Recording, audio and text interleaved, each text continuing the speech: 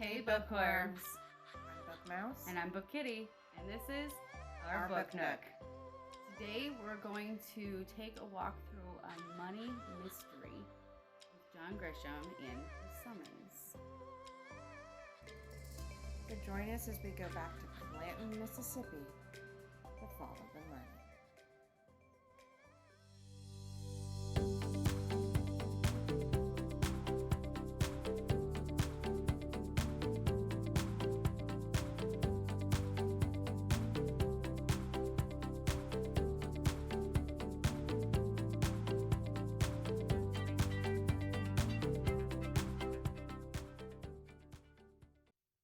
The Summons is an adult mystery novel. It's pretty straightforward. I mean, there's no subgenres. It's clearly for adults. These people are all grown up. Well, physically. Yeah. And, it's pretty plain as day. It's definitely just an adult mystery. It's an easy read. It is between 300 and 400. I think it's closer to 400 pages, but it's pretty quick for its size anyway. The plot was very easy. It went in order. It went, other than predictions you might make in the storyline, the plot went how you would expect. Step 1, step 2, step 3 leads you to this, leads you to that. You expect certain formula when it comes to mystery, and this very easily followed it. I read this book originally probably 10 years ago, and I didn't really remember much of it. I did remember sort of enjoying it, but it wasn't super memorable to me. Now, I did mention last week that that's partially because it's not in my top 5 or even top 10 genres. I've only read 2 John Grisham books. It's not really something I would pick off the shelf. I think it just landed in my lap, and I was like, I need something to read. Here, let's try this. What I did like about it was the fact that even though we're not from the same background, I'm not from the Deep South, I'm not from a small podunk town, I'm from a small suburban city, and in the Northeast. So, it's pretty different background, but even still, the characters are relatable. They have real faults, they have real problems, they have real reactions and real virtues. You've got the father, who is called the Judge, he's a dick. Everybody says he's a dick. He was not a sweet man, he was not a patient man. He was a lifelong judge. He was even a special chancellor after. You find out pretty quickly he got sick, terminally sick, and, well, like any good book, it starts off with a death. Which I don't mind giving away because it actually says it on the back of the book. The judge dies too early. And that is very true. Anyway, he's a dick, he's a smoker, he's a drinker, he doesn't have a lot of redeeming qualities. He's great at his job.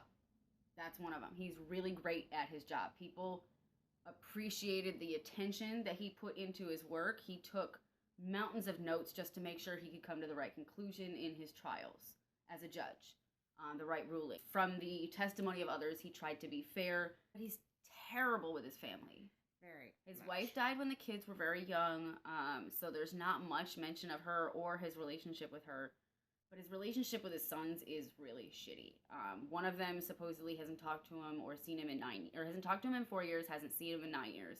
The other one, it's been 4 years since he visited home. The main character, Ray.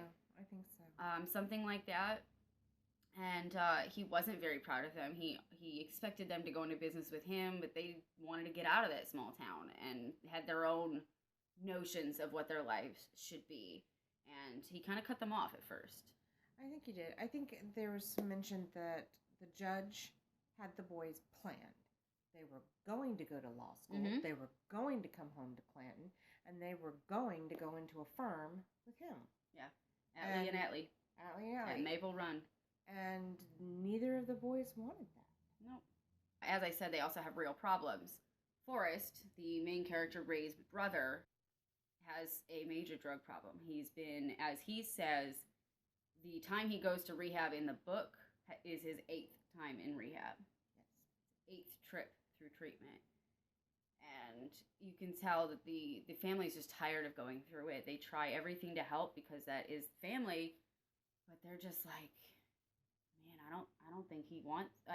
I don't think he's going to kick it. No. He actually says at one point, he's like, I would love to have faith in him, and I know I'm not supposed to say this, but I don't think he's going to kick it. And I think they got tired of always paying for what they felt was not going to work. Mm-hmm. Yeah. So, I mean, it's very relatable. And then you have real reactions. Ray gets straight up, I mean, he's a lawyer. Well, he's a law professor. He is a member of the bar, but he is a law professor by profession. And he's not what you would call a timid guy. He's not what you would call a scaredy cat in general life. But this thing happens that's very real. It's a very real threat. And he is actually afraid. And what I was impressed with was he actually gave in to the demands of the people making demands of him and threatening him. The reason this stood out to me is because a lot of stories, if you're following the main character and the main character gets threatened, you're following a person who's going to fight that threat. You're following a person who's going to stand up to that threat. You're not following some people might be that, but not everybody is going to stand up to those threats. Some people are just going to be straight up, the money ain't that important. I'm gone. You can have it. Bye. I'm out. And that's what Ray does at some point. He eventually just, dude, no, this is too much. I'm out. Like, no, I'm too afraid. My life is not worth this. Apparently his life is worth more than $3.14 million. Yeah. So that felt very real. And then, of course, you have real virtues. The judge, for as terrible a man as we've mentioned, has not only is he good at his job, or great at his job, supposedly, he also gives away all his money to charity. Yes. The book does mention that he supports charities regularly. All anyone had to do was write a letter and he'd send a check. One or two kids that had come through his juvenile court, or come through his court on juvenile cases, he actually helped them go to college. Mm-hmm. He kind of subsidized them to get them out of their situation and get them into school. So there was that. That was the one thing I saw about the judge that was good. But I'm like, if you can make that connection with people, why can't you make that connection with your kids?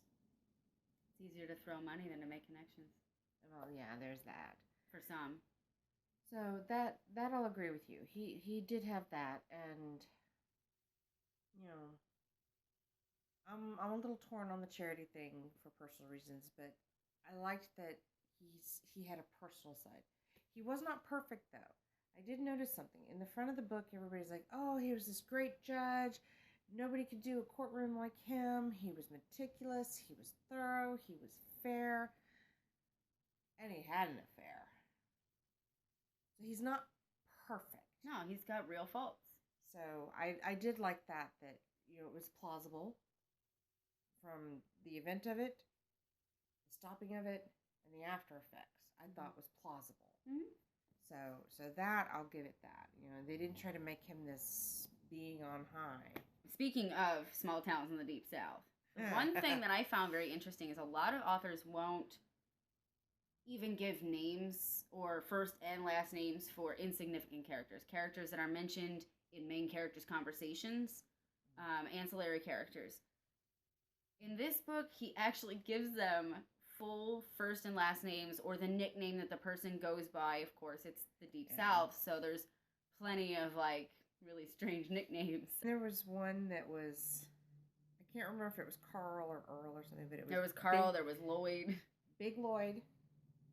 Oh, well, what's his son's name? Little Lloyd?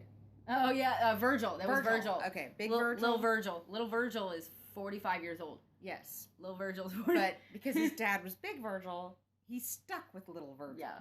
I liked it because it gave a real feel of the real South. I mean, these small towns, everybody knows everybody, and everybody knows everybody's business.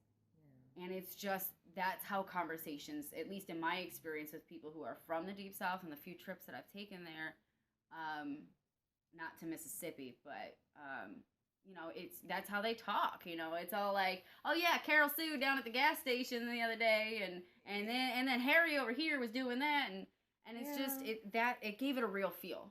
I have to admit, I wasn't captured by the book. but not for any specific reason I can say. I was just sort of meh. But the portrayals of things I felt were kind of better on. Were there. You know, having lived in Georgia and Alabama and been through all those states for a couple of years, the whole town square, the way things are organized, the way things closer to town square be neater, more touristy, more upkept. And then the further out you go, things get a little more run down, a little more haphazard. And I found that to be accurate. I mean, there was not anything in the book that I could say, oh, that's wrong. It wasn't anything like that. It was just like, okay, person dies, there's conflict afterwards with the estate. I will admit the one or two twists, I was like, oh, okay. I did not see that one coming. But for the most part, I just thought it was just really, really simple. You know? Yeah, and I think that's why it wasn't memorable for me the first time I read it. So it's decently written. Technically, it's well written. With just enough description, just enough... Without going overboard. You know, enough family rife. Like, it has just enough. It doesn't take any risk. That's what it is. Thank you. It takes no risk. I think you're right. Which, in a way, and I don't get me wrong, if you've seen my bookshelf tour, you know I like Nicholas Sparks. I have an entire shelf that's dedicated to Nicholas Sparks, but it's a lot like Nicholas Sparks in that way. There's no risk.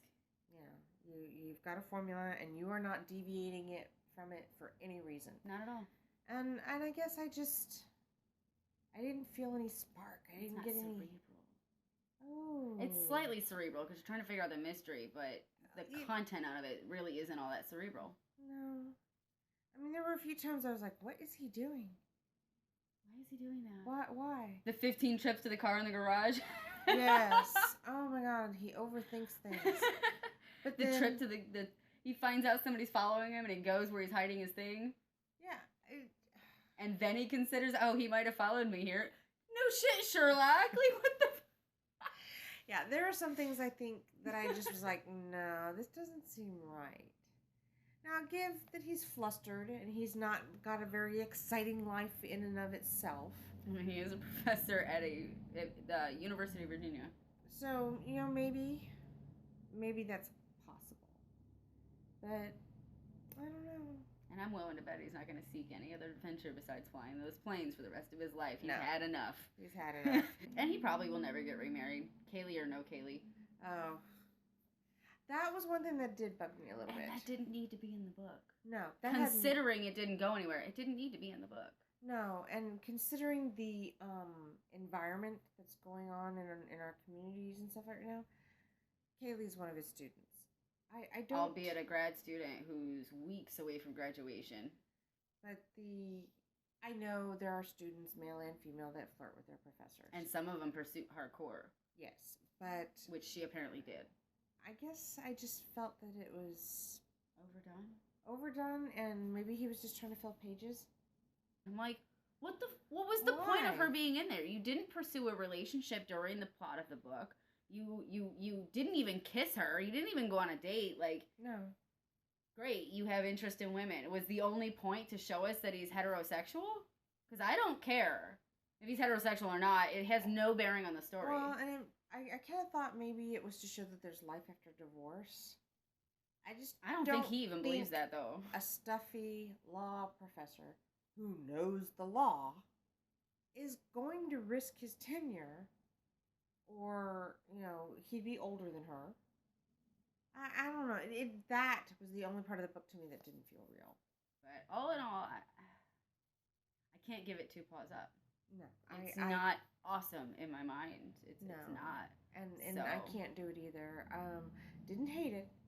I'm not giving it any thumbs down. No, I'm not giving it like a 0 rating or anything. But I think between the two of us, we're going to have to just give it 2 paws up. 2 paws up. It happens. And it might just be this that we're not in... This it's mindset. not in our wheelhouse. Yeah, it's not in our wheelhouse. Or this we're not the person it's being marketed to. This is true. We're probably not the people it's being marketed to. or written for. And it may just be this one particular story. It might be. We do have one more to check out at some point. Yeah, so over here somewhere. We'll take a look at it. We will take a look at it. Yeah. Thanks for joining us. Even though we didn't necessarily like the book, we enjoyed the reading experience because we love reading. So join us next week as we are going to be checking out Victorian England in Amanda Quick's Second Sight. I have not read this. I have not. As we previously mentioned, Amanda Quick is one of Jane Castle's pen names. I have not read any of Amanda Quick stuff. Castle is the future. Right. Prince is the present. And Quick are the historicals. So we are going to be checking out Amanda Quick. I'm really excited. So this has been Book Mouse and BookKitty. We are now signing off. If you missed our video last week, you can go ahead and click up here for a quick link to The Hobbit. And if you want to check out Kitty's Corner and what that's all about, you can go ahead and click down here, and see what it's all about.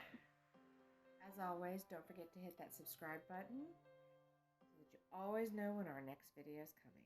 Ring the bell!